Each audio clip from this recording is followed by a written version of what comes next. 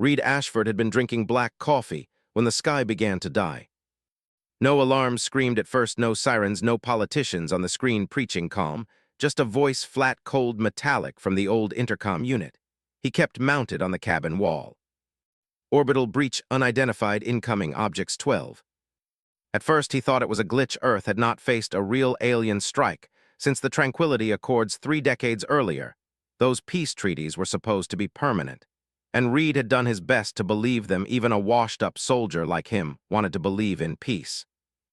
But when he stepped closer to the screen and saw 12 red streaks blazing through orbit, moving impossibly fast, the steam rising from his mug suddenly tasted like ash. Then came the second alert. Confirmed alien-class weaponry, nuclear, payloads impact in 27 minutes.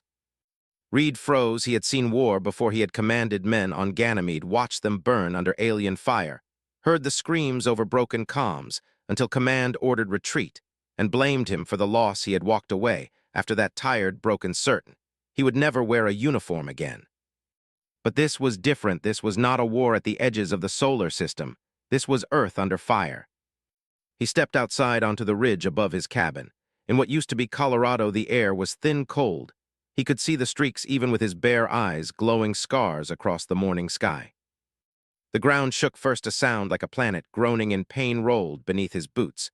Then the horizon lit with fire. New York, Beijing, Cairo, Berlin, Sao Paulo, Melbourne, Moscow, Lagos, Vancouver, Istanbul, Delhi, London, 12 cities gone in less than a minute.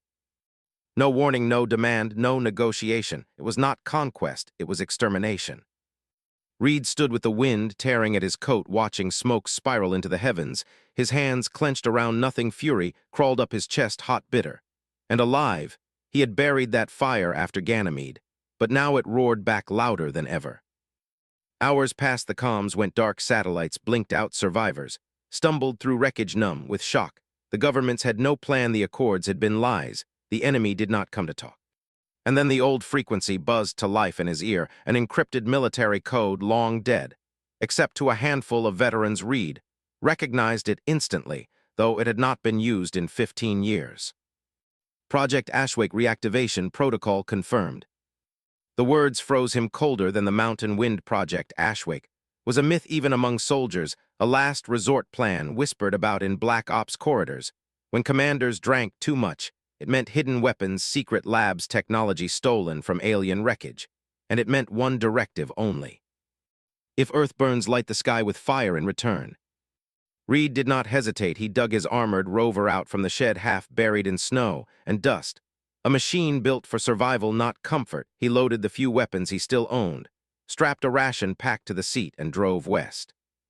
The journey took 2 days. Roads were broken, cities were ash.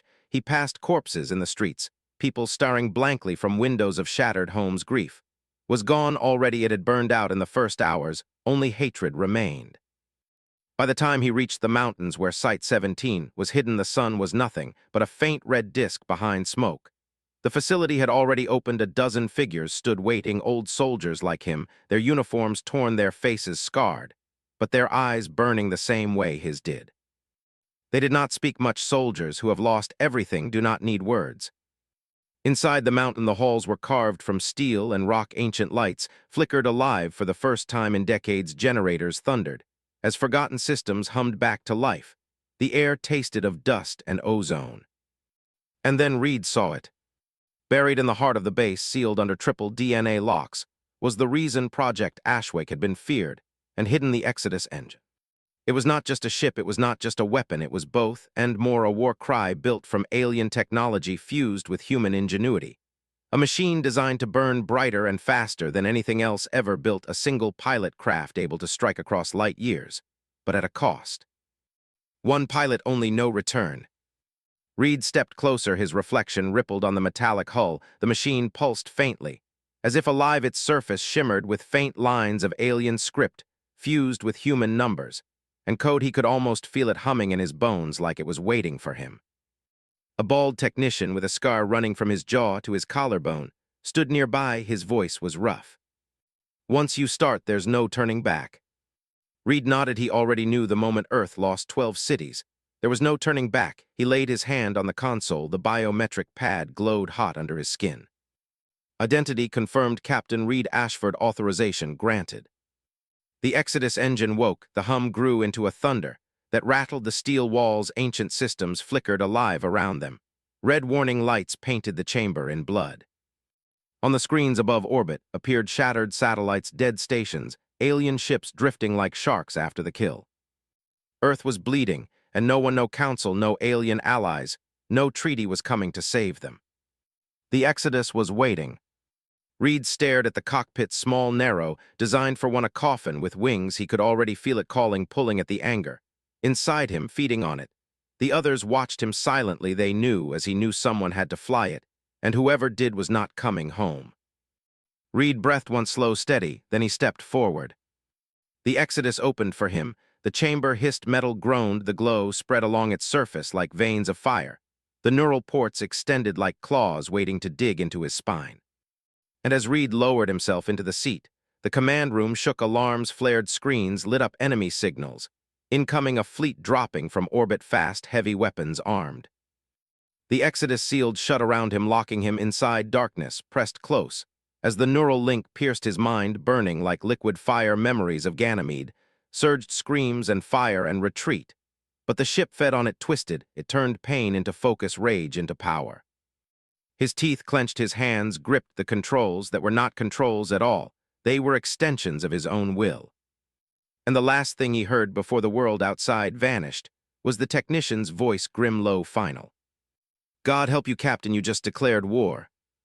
The first connection nearly killed him. Reed's scream echoed inside the sealed chamber as the Exodus engine drilled into his nervous system.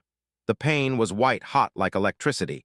Clawing through his skull, his heart raced, his muscles convulsed. He could feel memories being ripped open and rewritten, as if the ship was reading him, judging him. Then the fire steadied, the neural flood sharpened into clarity, his eyes snapped open. And the cockpit wasn't a cockpit anymore. It was a field of stars, every sensor, every weapon, every engine pulse stitched into his mind. He wasn't piloting the Exodus, he was the Exodus. The fleet was already here, alien vessels cutting through the clouds like blades of black glass. Their hulls shimmered with oily light, their weapons glowing red with charged plasma. He counted 6 destroyers and 2 cruisers, more than enough to break Earth's surviving defenses if any still existed. The Exodus moved before Reed thought it, spun hard, banking through falling debris, sensors screamed, targeting lines stretched across his vision. He raised his arm, and a lance of blue fire ripped from the ship's forward cannon, slicing one destroyer in half. The explosion bloomed like a second sun. Shock flooded him. He hadn't pressed a button or pulled a trigger. He had wanted the ship to fire, and it had answered instantly. The alien swarmed fighters broke off from the cruisers, darting around him like insects. They spat plasma bolts and rail slugs. Each impact rattled his body like he was the hull itself. Sparks burned across his nerves. Pain wasn't separate anymore, it was fused with the Exodus. Pain was feedback. Reed gritted his teeth and pushed forward. He dove through the enemy swarm, cutting one fighter down. With a burst of energy, spun behind another and shredded it with a rail barrage. Every kill thundered in his chest like a heartbeat. But for every ship he dropped, another moved to flank him. They weren't scared, they weren't retreating, they were testing him. He snarled and pulled hard on the neural link. The Exodus surged, power poured through the reactor so strong he thought his veins would burst. The main cannon charged, glowing brighter, brighter, until the cockpit seared with light. He fired. The beam ripped through the lead cruiser, slicing its spine apart in a scream of molten metal. The shockwave tore fighters from the sky, leaving burning fragments raining through the atmosphere. The rest of the fleet scattered. Reed gasped, his lungs burning. The ship dimmed, returning to silence. His body shook. As the neural bond loosened, the first battle was over, but Earth was bleeding beneath him. Smoke rose from shattered cities, millions gone. The Exodus floated in low orbit, the only spear Earth had left. The command chamber at Site 17 erupted with voices, but one cut through, clear, calm, firm. "You almost killed yourself, Captain." The cockpit opened slowly. Reed stumbled out, his legs unsteady, sweat ran down his face. He turned toward the voice, expecting another scarred soldier. Instead, he saw an alien. Tall, lean, armored in deep green plates with a face marked by glowing blue scars. The creature's eyes were wide, black pools, its mouth tight with discipline. It held no weapon, its hands raised in something like peace. Reed's instinct screamed enemy. The wars on Ganymede had been fought against faces like this. The Thrill species warriors who fought under Zethurian, command merciless precise. He had killed dozens of them, he had lost men to their blades. But this one stood calm inside the heart of Earth's last refuge. The bald technician spoke quickly. This is Kersh, defected Thrill soldier. He came weeks ago carrying codes, and intel we would be ash already without him. Reed's hand twitched toward his sidearm, but Kersh didn't move. His voice was deep, resonant. I watched your world burn, Captain, and I lost my own family when the Zethurians demanded tribute. I am here, because vengeance is all I have left. Reed studied him, hatred and suspicion boiling in his gut. But there was something in the alien's eyes, raw grief. He had seen it in human eyes, too, after the bombardment. The technician cut in again. Kersh warned us about the strike. He told us they weren't just aiming at cities, they were measuring our reaction, testing how long it would take us to answer. Reed frowned. Testing us for what? Kersh's jaw tightened. For evolution, they believe your species is unstable, that under enough fire you change faster than others, stronger, more dangerous. They fear it, but they also desire it. The words hung heavy. The idea that the destruction of 12 cities was not strategy, but an experiment curdled Reed's stomach. He stepped closer, his voice low, sharp. You're saying they killed millions just to see how we'd bleed? Kersh's black eyes did not blink. Yes, and they are not finished. The command screens lit again. Alarms shrieked, enemy signatures blooming across orbit, hundreds. This time, the first strike had been only the knife tip. The real fleet was coming. The technician swore, we can't fight that, not yet. Reed looked back at the Exodus engine, its hull still glowing faintly. As if alive, his body still ached from the neural burn, but the rage inside him burned hotter. Kersh's voice rumbled again. The Zethurians won't stop with Earth, they never stop. But they will not expect you to rise so soon. You have one weapon, one chance. Strike back before they finish their purge. Reed felt the eyes of every survivor in the chamber, soldiers, engineers, broken men and women who had lost everything. They didn't beg. They didn't plead. They just waited.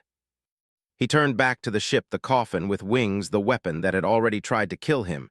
He thought of the cities gone, the smoke, the silence, the graves with no names. Slowly he nodded. I'll fly it again. The technician's face paled. Ashford, the neural link nearly cooked your brain. You won't last another full bond without burning out completely. Reed's voice was iron. Then we hit them before it burns me down. Kersh stepped closer, his armor catching the red glow of warning lights. His tone was solemn. Then I will guide you, Captain. I know their ships, their tactics, their blind spots. You cannot win alone, but together. Reed glared at him one last time, then gave a short, sharp nod. The alliance was forged not with trust, not with friendship, but with fire. The Exodus chamber rumbled. The systems began to power again. Lights surged, weapons charged. The stars on the monitors shifted as the alien fleet descended like a storm. The bald technician whispered the words no one wanted to say aloud. If we fail this time, there is no Earth left to save. Reed climbed back into the cockpit. His body screamed against the neural jacks. As they dug into him again, the pain came like fire and memory. But he welcomed it. Rage steadied him, grief fueled him. The ship opened its senses, and the stars bled into his mind once more. Kersh's voice crackled in his ear, calm, even. Listen to me, Captain. Aim for the command carrier. It is their spine. Break it, and the rest will scatter. The targeting systems locked across his vision. The alien fleet blotted out the horizon, thousands of ships converging, Earth hanging broken below him. He clenched his jaw and pushed power to the core. The Exodus howled like a dying god.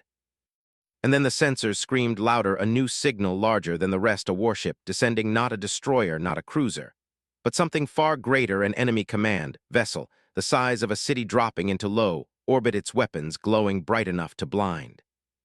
Kersh's voice fell silent for a moment, as if even he feared what he saw. Reed gritted his teeth and whispered into the burning dark of the cockpit. Good, let them come. The command vessel was bigger than anything Reed had ever seen. It wasn't just a ship, it was a floating fortress, a blade of black steel wider than a city. Its hull shimmered with alien alloy, bending light around it. Like water, it carried enough firepower to erase Earth a dozen times over, and it was descending now, blotting out the stars. The neural link inside the Exodus screamed warnings into his mind, heat sensors, power readings, shield structures, thousands of red icons, flooding his vision like blood drops in water. The air inside the cockpit tasted metallic, as if even oxygen feared what was coming. Kersh's voice came through calm, steady, too calm for a battlefield.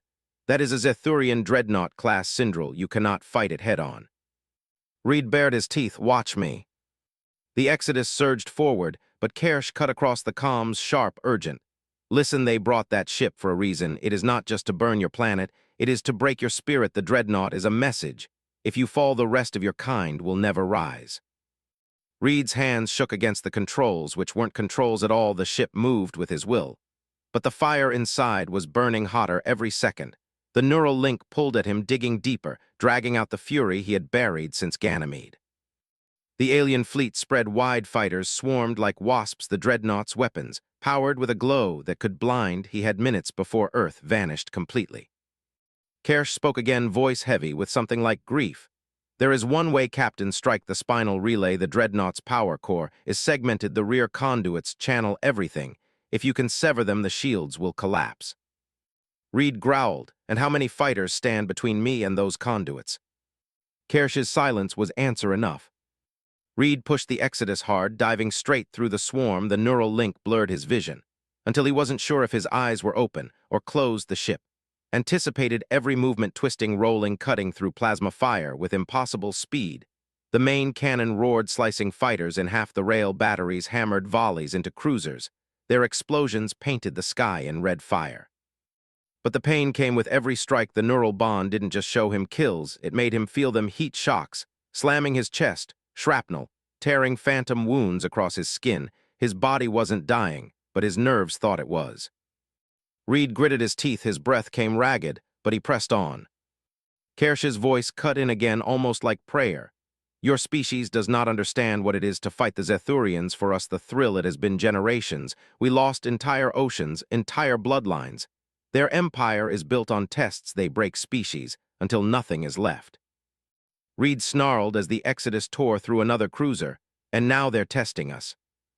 Yes, Kersh's tone darkened. You are not their enemy, you are their experiment. The words hit Reed harder than the neural pain. His mind flashed back to the bombardment. 12 cities gone, in minutes, not for conquest, not for demand, but for data. His jaw clenched. They killed millions to study us like lab rats. Exactly, Kersh answered grimly.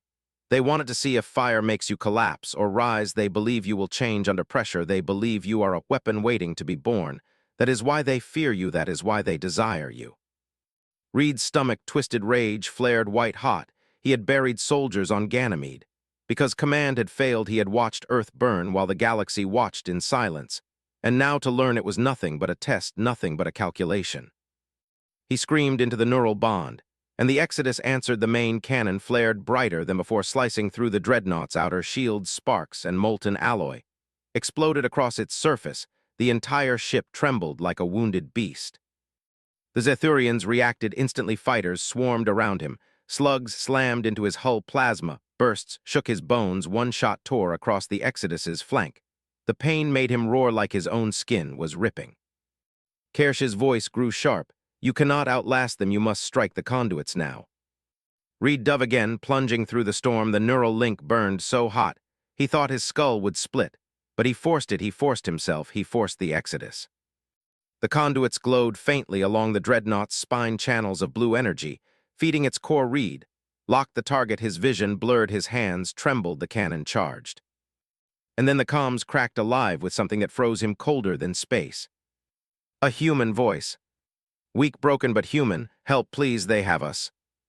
Reed's breath caught the signal. Repeated, raw, desperate human cries, carried from inside the dreadnought.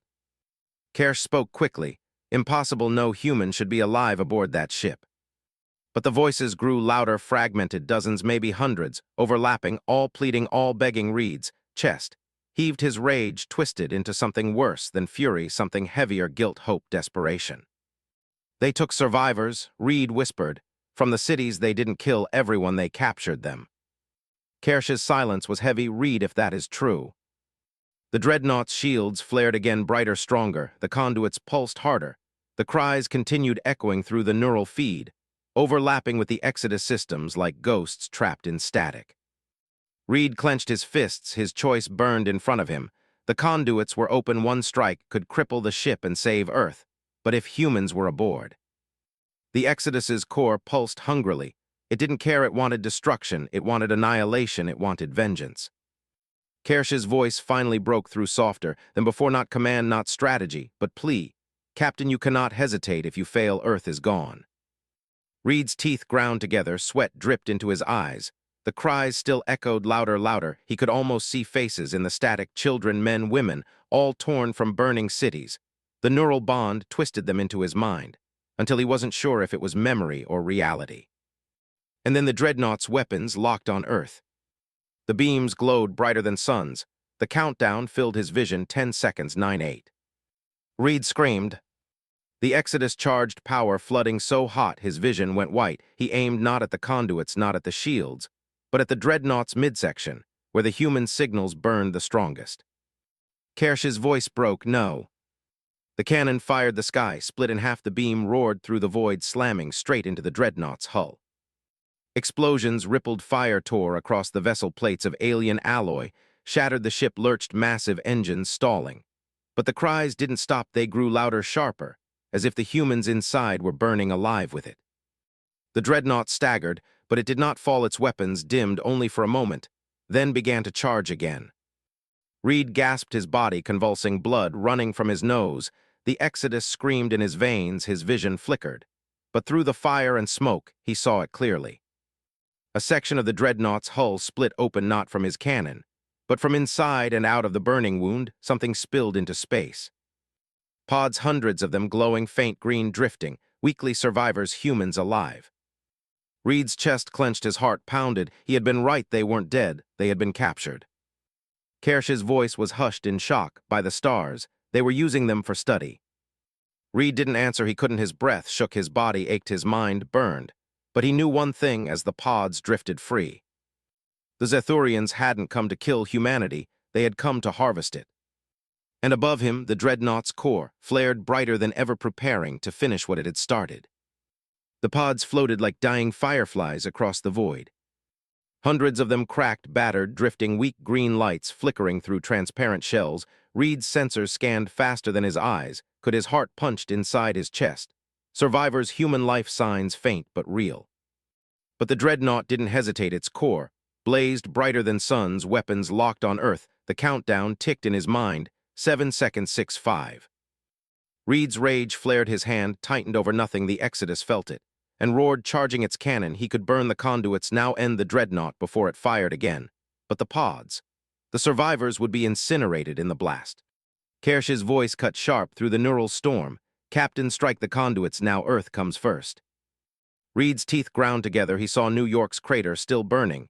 He heard the screams from Ganymede. He smelled smoke in the back of his throat. Earth bleeding, billions dead, humanity cornered again.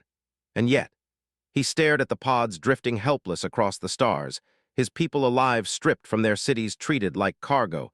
Their faces swam across his vision, amplified by the Exodus link, until he could almost hear them crying inside his skull. No, Reed growled, I'm not sacrificing them.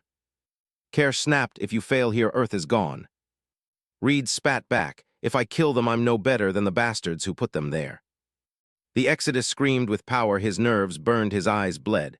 But he wrenched the ship downward, diving past the dreadnought's glowing core, hurtling toward the cluster of pods. Plasma fire tore across his shield's, pain ripped through his chest. But he forced it. He fired the secondary cannons, not at the dreadnought, but at the fighters circling the pods.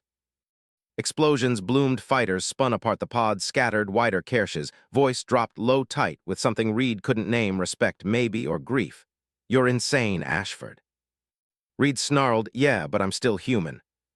He pushed harder. The Exodus ripped through the cloud of pods, extending tractor fields, beams of blue light, reaching out. He grabbed the first pod, then another, pulling them tight against his hull. His nerves screamed with every lock. Each pod added weight, dragging him slower as fighters swarmed. The dreadnought's weapons flared brighter than ever. The countdown bled into his mind. 2 seconds, 1. The core fired. Reed had seconds. He shoved the Exodus down hard, diving through the burning debris. Clouds toward Earth's upper atmosphere. The dreadnought's beam lanced across the sky, slicing through orbit.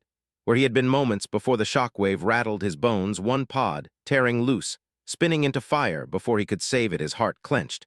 but he didn't stop. He dove faster. Atmosphere burned across his shields. Pods groaned under heat alarms, screaming louder. He angled hard toward the Rockies' smoke trails, streaking behind him. Then, with a roar, he broke atmosphere and crashed toward Site 17.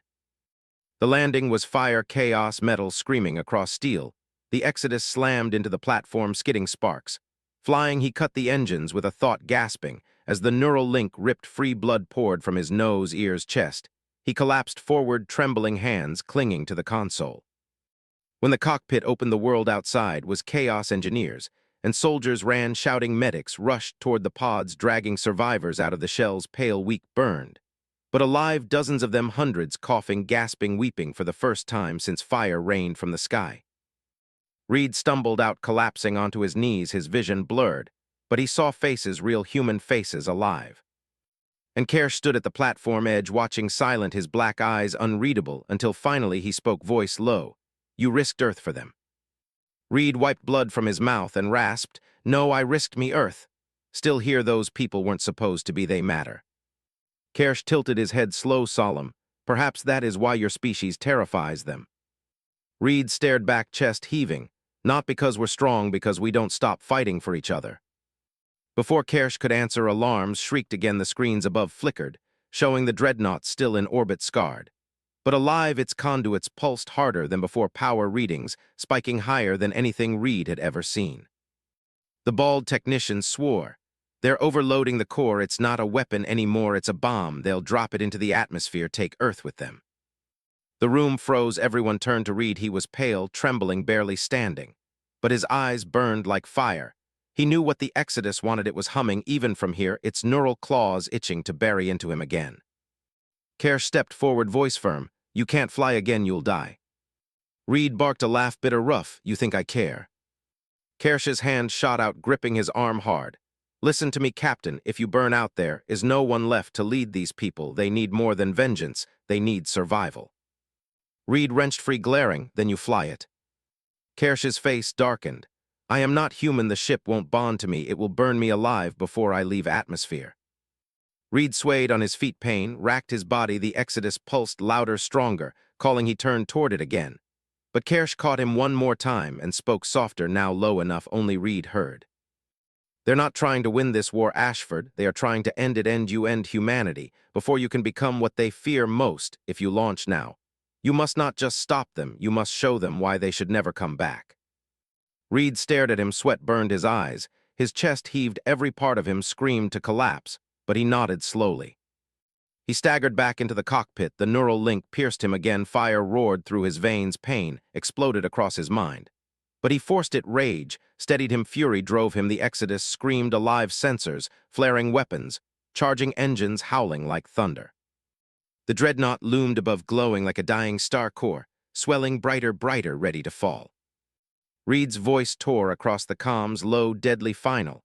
"If they want to see what humanity becomes under fire, let's show them." He launched. The Exodus ripped free of the platform, roaring sky, splitting clouds, shattering mountains, quaking below. He climbed faster, higher, atmosphere burning away, stars opening around him as the dreadnought filled his vision. Kersh's voice echoed in his ear, final, cold like a blade. "Aim for the core, Captain. It is the only way." Reed locked target. The neural fire surged. His eyes bled red. He screamed as the Exodus became light itself, hurtling toward the glowing beast above. And then the dreadnought opened. Not weapons, not shields, a hatch, a cavern in its side, glowing with alien light. And inside, Reed glimpsed something that made his blood freeze. A chamber, not of steel, not of weapons, but of cages, thousands of them packed with humans, pale eyes starring from behind energy walls. A living prison beating inside the heart of the ship. The stars turned red. Orbit filled with Zethurian warships, hundreds at first, then thousands, dropping out of slip tunnels in perfect formation. Their hulls gleamed like obsidian carved from night engines. Glowing with a sickly light, they spread in rings around Earth. A noose tightening, slow, deliberate, inevitable. Inside Site 17, silence pressed. Heavy men and women who had cheered moments ago now stood frozen, eyes fixed on the screens. Reed leaned against the console, blood drying across his jaw. His chest heaved, but his gaze never wavered. Kersh spoke low, steady. This is red threshold. They will not stop until Earth is gone, not conquered, not enslaved, erased. The bald technician muttered, "We can't fight that, not with one ship, not with 10, not with 1,000. Reed's voice rasped like gravel. "Then we don't fight them head on, we cut their throat before they strike." Kersh turned to him, black eyes narrowing. "What throat?" Reed stared at the monitor's rage, burning brighter than pain.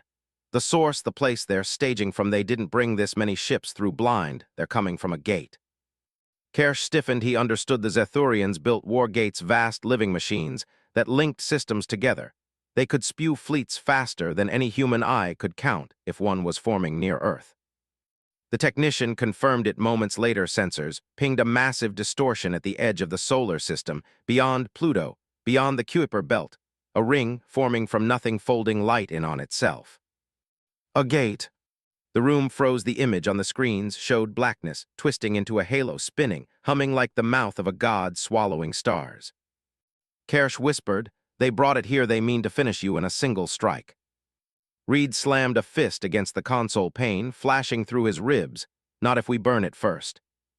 Earth's governments had already collapsed. The United Nations, dissolved in fire. The Tranquility Accords, nothing. But ash, what rose in their place was desperation. Survivors, veterans, scientists, people with nothing left. But fury, they called it Iron Earth, a coalition forged in the ruins. No speeches, no debates, just survival. Outposts that once built peaceful technologies now churned weapons factories, that once manufactured satellites now built rail slugs by the ton. Soldiers who had laid down arms 20 years ago picked them up again. Broken men and women with scars deeper than flesh answered the call. Reed stood in the command chamber of Site 17, now the heart of Iron Earth. Kersh at his side. Survivors gathered around him, scarred eyes, staring hard, waiting for orders. He spoke not as captain, not as soldier, but as the last fire left burning. "They think we'll bow, they think we'll crumble, but they forgot who we are. They forgot we don't die quiet. If they want to erase us, then we'll show them what extinction looks like from our side." The chamber erupted with shouts, not cheers, not joy, but iron, a sound of people with nothing left to lose. 3 days later, Iron Earth prepared Operation Floodgate. The plan was simple and suicidal: destroy the gate before it could stabilize, before the full Zethurian fleet poured through. They would launch the Exodus not alone this time, but in unison with Earth's last remaining batteries, orbital mines, and hidden rail cannons, a single thrust at the throat of annihilation. Reed stood by the Exodus, its hull scarred, glowing faint with alien script. Kersh approached, armor scratched, eyes dark. "If you fly again, it will kill you." Reed smirked, bitter. "That ship. Been trying to kill me since the first bond. I'll take it to hell with me if I have to." Kersh's jaw tightened. "I swore vengeance too, Captain, but there is a difference between vengeance and suicide." Reed's gaze hardened. "And you think you get to decide where that line is?" Kersh held his stare long, then softer. "No, I think you already did when you saved those prisoners, when you risked Earth for them. That choice. That is what makes you dangerous to them. They don't understand compassion, only efficiency. That is why they fear you." Reed looked away, jaw clenched. He wouldn't say it out loud, but Kersh was right. The launch came under blackout protocol. 4 Exodus pods had been unearthed across the globe. The original prototype Reed piloted, plus 3 more incomplete. But armed enough to burn, each was assigned to pilot veterans who had lost everything, men and women who volunteered knowing it was a coffin, not a craft. Reed led them, his call sign Hammerlight, the others Dead Spur, Wraith Song, and Iron Fang. Together they were Earth's last scream. As the pods prepared, Reed watched survivors loading weapons, medics strapping wounded soldiers into makeshift carriers, children hiding in the arms of strangers. The world was scarred, burned hollow, but not silent. Kersh placed a clawed hand against the Exodus's hull, voice deep, resonant. "Bring them fear, Captain. Make them remember the day they woke fire." Reed nodded, climbed inside. The neural claws pierced him again. Fire roared through his veins, pain stabbed his skull, but he welcomed it. He was ready. The launch tore the sky apart. 4 Exodus pods screaming into the void, carving through atmosphere like spears of fire. Earth quaked under their departure. Mountains split, clouds burned, stars opened around them. The gate loomed ahead, massive beyond comprehension, a living ring wider than moons, spinning, humming with energy, red-blue light, twisting at its heart, a mouth of death opening wider. With every second, thousands of Zethurian ships circled it, not in defense, but in ritual, like worshippers awaiting the birth of their god. Reed's breath caught, his jaw locked. He forced the Exodus closer. The neural bond burned brighter. The ship screamed in hunger. His heart thundered. This is for New York, for London, for every name they burned. The Exodus howled and dove toward the gate. The Zethurians reacted at last. Fighters swarmed, carriers opened, cruisers fired beams brighter than suns. Reed and the other Exodus pilots split dead spur, tearing ships apart with magnetic claws, Wraithsong slipping through shadows like smoke iron, Fang hammering volleys into carriers. Reed drove straight for the gate. Pain ripped through him as the Exodus's shields flared. Enemy fire slammed across his hull. Sparks seared his nerves. But he pressed harder, faster. The neural link blurred until he was Reed anymore. He was fire, rage, vengeance. He was humanity's scream made flesh. He aimed the rift driller toward the gate's core, the weapon powered, glowing brighter. It would not just destroy the gate, it would unravel it, tear space itself apart. Then the sensors shrieked louder than ever. The gate pulsed once, twice, its core brightened, and something stared back. Reed froze, his breath hitched, his heart stopped for a moment. The neural link showed him not code, not readings, but emotion. Fear. The gate was alive, and it was afraid. Reed whispered hoarse, "Kersh, it knows me." But there was no answer, only static. The other Exodus units roared through comms, voices drowned in fire explosions. Pain. Reed's vision blurred. He locked the rift driller on target. And then the gate opened fully. Not just ships pouring through, but something bigger, a shadow wider than worlds, a shape that made even the Zethurian dreadnought look like a toy. A construct of living black metal, covered in burning sigils, emerging slow, deliberate, terrible. The Exodus screamed. Pain burned through Reed's skull. His hands trembled, his vision bled. But he knew. This wasn't just a gate, it was a throne. And something ancient had just stepped through it. The construct stepped through the gate like a god rising from black water. It dwarfed the Zethurian fleet. Its hull was not steel, but something older, stranger, a lattice of living black metal carved with burning red sigils, symbols twisted and reformed like scars, in motion. It did not fly through space, it bent it, with every pulse. Stars bent around its edges like it was too vast for the universe to contain. Reed's breath caught, his body convulsed inside the cockpit. Blood leaked from his ears, eyes, mouth. The Exodus's neural bond surged, showing him fragments, memories that weren't his. Wars before Earth's birth, civilizations erased by fire, 1,000 red thresholds across galaxies, all silenced by this thing. The gate hadn't built it, the gate had brought it. Kersh's voice finally cut through static, heavy with dread. Ashford, that is not a ship, that is a purge construct, a living throne, built by their first empire. They only awaken it when they fear extinction itself. Reed bared his teeth. Then let's give them something to fear. The Exodus fleet dove dead spur, tearing cruisers apart. Wraithsong weaving through fighters, iron fang, hammering the construct's outer escorts. Reed drove straight at the monster itself. The rift driller charged, glowing white hot. His veins felt like they were splitting, but he aimed anyway. The construct moved, not with engines, but with whole sections of its hull unfolded like jaws, energy beams wider than cities ripped through space. One hit, Wraithsong, a flash, and the ship was gone, erased into silence. Reed roared grief, slamming his chest. But there was no time. Dead spur charged, screaming into the beams, claws tearing at the construct's surface. He bought seconds before a blast ripped him apart too. Iron fang dove under its shadow rails, slugs hammering against the sigils. The construct barely flinched. Then one tendril of black matter lashed out, coiling around the ship. It crushed Iron fang like a toy, snapping it in half. Reed screamed alone, now the last Exodus alive. Pain seared his mind. But he held the rift driller steady, the weapon hummed brighter. The construct's attention turned to him. The neural link burned hotter than ever. He saw visions flashing inside his skull, cities, burning, not Earth, alien worlds. He saw Zethurians kneeling before this throne.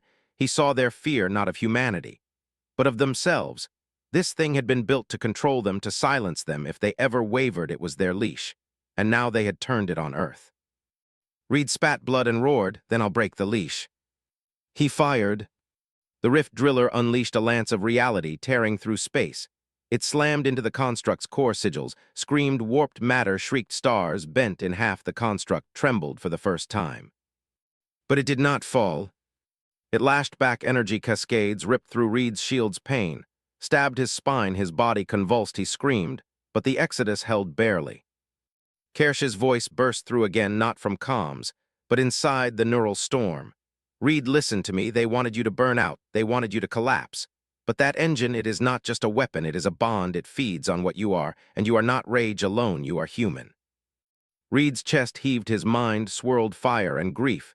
He saw the prisoners he had saved, their eyes, their hope. He saw the survivors in Site 17 scarred.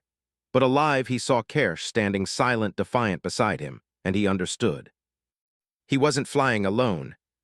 He opened the neural link wider, until it tore through him. The Exodus screamed not with vengeance, but with memory, with every voice, every loss, every name carved into Earth's bones. It became not a coffin, but a choir. The construct reeled as if struck by something deeper than fire. Its sigils flickered red. To white its beams faltered. Reed roared one final time, "This is Earth's vengeance." He plunged the Exodus forward, ramming, straight into the constructs. Core the rift driller tore open space itself. The antimatter heart detonated, fire brighter than suns ripped across the void. The construct howled, its sigils collapsing, its frame unraveling into nothing. The gate behind it cracked, shattering like glass breaking across the sky. The stars folded, the fleets blinked out, one by one erased. In the implosion, the noose around Earth dissolved into silence. And then everything went white. When Reed woke, he was drifting. The Exodus was gone, torn to ash. Only fragments of its frame clung around him.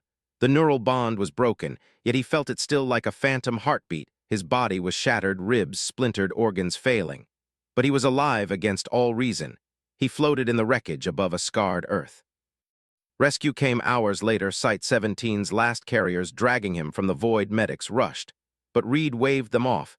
He only wanted one thing: to see the sky. And the sky was quiet. No enemy fleets, no construct, no gate. The Zethurians were gone, vanished like smoke after fire. And for the first time since the bombardment, Earth could breathe.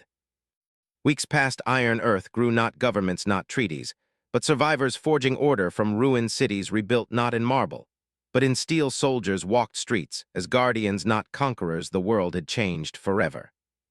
Kersh stood beside Reed at the ruins of New York, now called Crater 3. Wind tearing across black stone. The alien's armor was scorched, his eyes heavy but steady. "They will not return soon," he said low. "They saw what you became, and they fear it." Reed stared across the crater, ash swirling in the wind. His voice was raw. "Not what I became, what we became." Kersh tilted his head, slow, solemn. "Perhaps that is worse for them." Reed's lips curved, bitter. "Good, let them remember it when they close their eyes." Months later, whispers spread across the stars. Alien factions spoke in hushed voices about a new name, a new fire. They called it the First Flame, the human who burned a construct, the man who rammed extinction itself, and lived. His story spread faster than any fleet, not as propaganda, but as fear, a warning. Earth was no longer prey. Reed never flew again. His body would not allow it. But he didn't need to. He had become something else, a symbol, a shadow across the galaxy. He spent his days at Site 17, watching new ships rise, forged from the wreckage of Exodus, more dangerous, more alive. Kersh trained beside him, teaching humans alien tactics. Humans taught him defiance, compassion, trust, a bond born in blood. And one night when the stars burned quiet, Reed carved words into the steel of the command platform, words that would remain long after he was gone. "If Earth burns, we light the sky with fire in return. But silence is never forever." At the edge of known space, beyond broken relays, Iron Earth scouts picked up a signal, faint, buried. Old Reed heard at last on the day of the construct. A voice carried across the dark. "You have become what we feared. Red threshold, failed containment begins." Reed stood at the viewport, watching stars glitter sharp against black. His eyes hardened, his jaw set. "They think they can contain us," he whispered. "Let them try." The fire in his chest did not fade. It never would. Humanity had risen from ash again, and this time they weren't waiting for permission. They were waiting to burn the stars.